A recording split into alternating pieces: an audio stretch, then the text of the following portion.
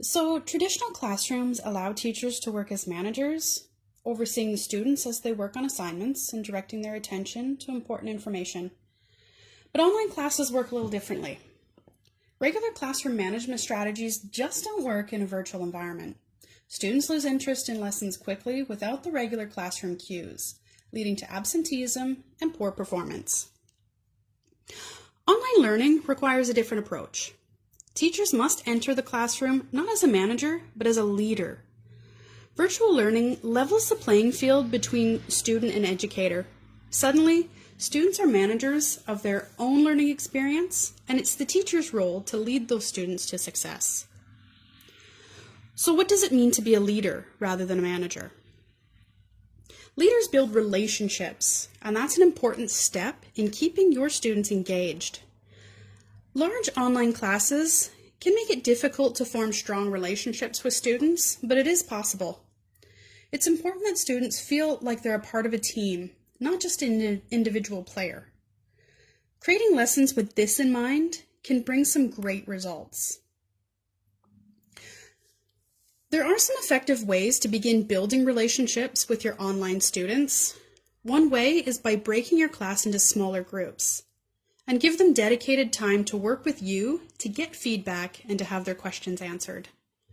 This could be during the lesson or to schedule time outside of the class. Include the parents as well if you're uncomfortable speaking with your students privately, or if you want to make sure the parents are taking an active role in their child's learning.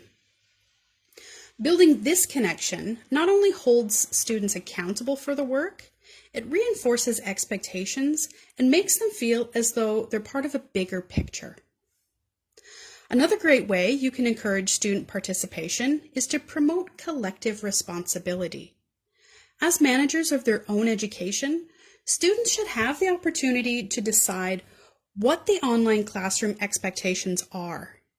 This can mean deciding as a class what clothing is appropriate for an online setting, whether it's appropriate to interrupt a lesson to ask a question, or if it's better to wait until afterwards, or even deciding how to manage absentees. Empowering students this way leads to more accountability and better student engagement.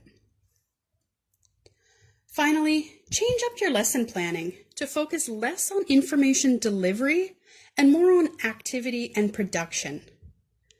Online lessons should be limited to 15 to 20 minutes of explanation, and the rest application.